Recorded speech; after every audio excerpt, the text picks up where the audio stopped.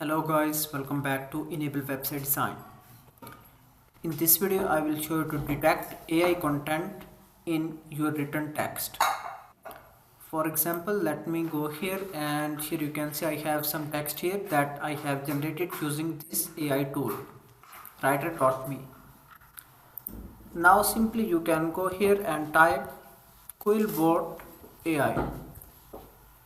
This one is the official website that you can use for different purpose. For example, you can write AI content, you can use it as AI assistant, you can also detect your AI content, and one of the most feature that you can use AI humanizer.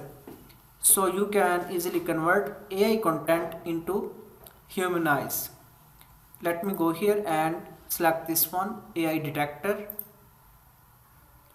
and here I need to provide some text that I want to detect. Let me copy and add the content here. Okay, these are 59 words.